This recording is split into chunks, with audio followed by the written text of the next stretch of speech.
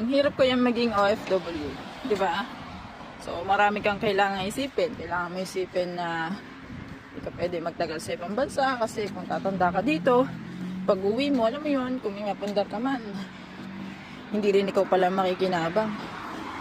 Hindi rin ikaw yung sasaya dun sa napundar mo, di ba?